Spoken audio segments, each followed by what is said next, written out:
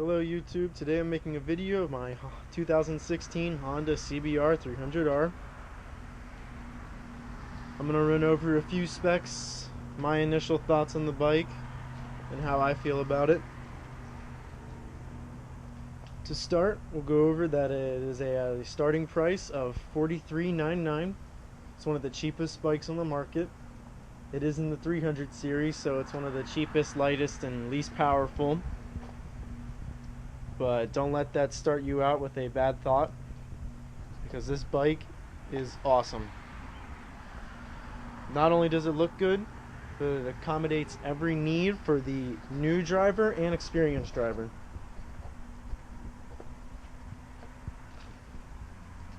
First, we can run through some of the engine specs.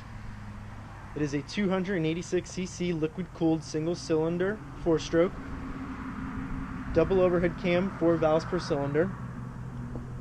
I'd say about a 27 max horsepower and a torque max of about 18. The nice thing about the Honda CBRs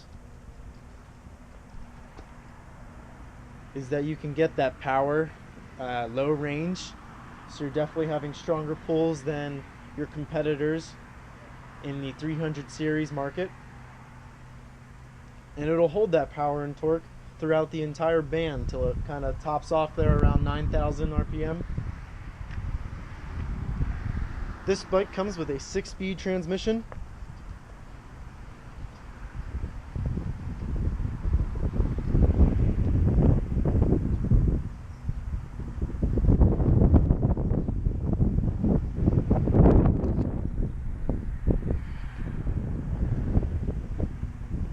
The 2016 Honda CBR300R models come in 3 different colors.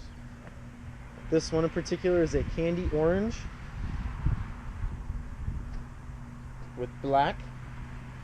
They also have a highlight yellow with black, and then just a straight black. I particularly like the candy orange. I thought it stuck out and looked really well, and it blended all around. Just looks good. This model does not have the ABS. I chose to go without it. It all comes down to personal opinion on what you like.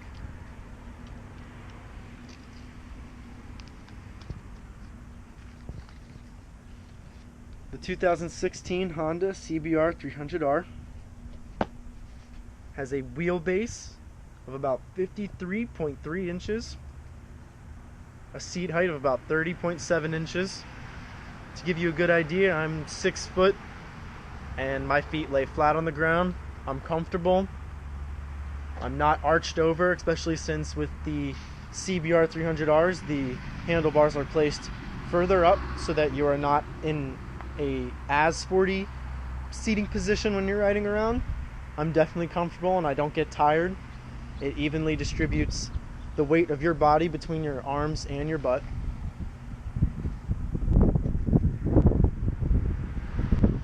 Curb weight of about 350 pounds. I'm about 160 pounds and I throw this thing around like it's nothing. Very, very light. One of the lightest ones in the market.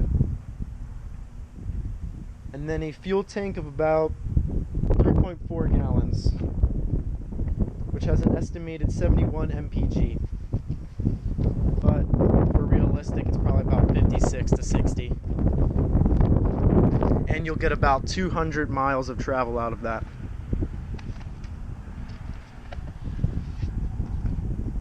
Here, if we get up close to the front, we have a front suspension of 37mm forks with 4.65 inches of travel.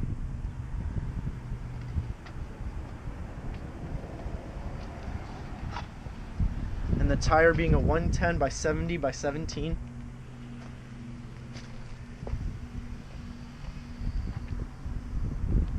With a single 296mm disc brake.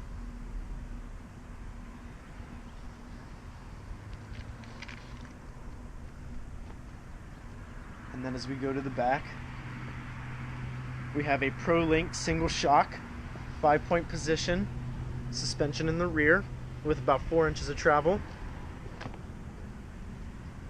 and a single 220mm disc. The tire being a 140 by 70 by 17.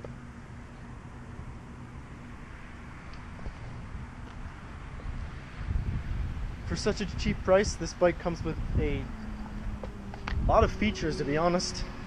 I'm a new rider, so I don't know too much about it, but I'd say this thing is pretty loaded for the price of the bike that it is.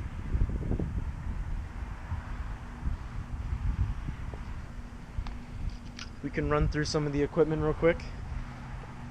You have your standard mirrors here, obviously. Same black as the bike, so it definitely blends really well. And here, if we get up closer, this bike comes with a feature where you can turn the key down and all the way back, and it locks the handlebar so you cannot move it. Very nice feature, safety feature at least, so nobody can steal it, and if they do get a hold of it, they're not unlocking that unless they have the key. And then to release that, you push down, back to the off position. To our instrument cluster, we'll turn it to the on position. You can see it run through everything and check everything. Displays RPM, obviously, very, very big, which I appreciate. I really like the design. And then you can see neutrals highlighted, so it tells you when you're in neutral.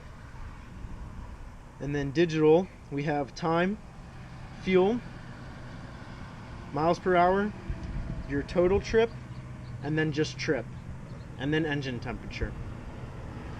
And then over here, on the lower side of the instrument cluster, we have left turn signal with check engine light, and on the right, we have high beams and the right turn signals with two buttons here to mess with modes such as time and trip, and then a reset button. On the 2016 bikes, at least on this model, it comes with a headlight that is always turned on, and it is on the right side. That headlight is always on. And then for your high beams, which is on the left handle over here, you just give it a switch and both turn on. I usually ride around with both because I just think it's safer and it lights up more. To go back down, you just turn it off. The bike also comes with horn, very loud, and on the left handlebar you have your left turn signal and your right turn signal, and to turn those off you just press centerwise. Along with on the left we have clutch for any new riders. It's the clutch, and then your gear shifter down here for your 6-speed transmission. On the right side we have brake, throttle, kill switch, and start.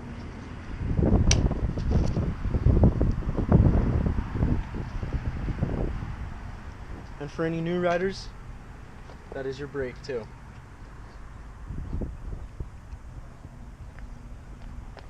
The bike also comes with a small cubby on behind the, if you would say, the passenger rear seat. It's definitely pretty decent for a bike. I hold registration and insurance in there, and Honda gives you a toolkit to use, very small toolkit. To put the seat back on, you just find the thing, let it click, and it's on. To get to the battery, everything is underneath here. You have to take off 2 screws back here, lift the seat out, and you have access to your battery and air filter, so you can clean and replace that.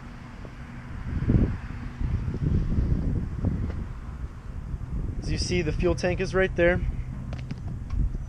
It's a simple insertion of the key, twist, pops out, push it back down, turn the key again, and locks it and keeps it locked so nobody can be siphoning your fuel. Rear foot brakes for any passengers you decide to carry. I've had people on already. They've said it's extremely comfortable. They don't mind the ride at all. Here's your rear setup with your brake light, license plate light, reflectors, and your turn signals. And over on this side is your exhaust. I'm not a huge fan of the way the exhaust look. I don't like the chrome. I don't think it blends with the bike very well, so I can't wait to get rid of it, but for a stock exhaust, I guess it's fine. Definitely, once again, comes down to your personal interest and what you like. I can give you a little start up here, let you hear it for yourself.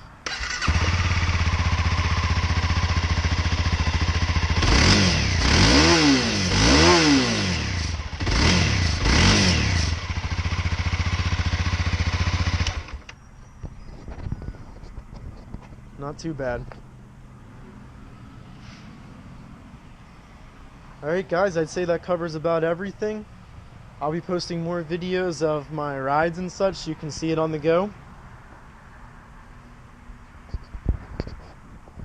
I definitely enjoy the color, and so does everybody else. It gets me a lot of attention. And hopefully this video helps on your decision. Thanks for watching.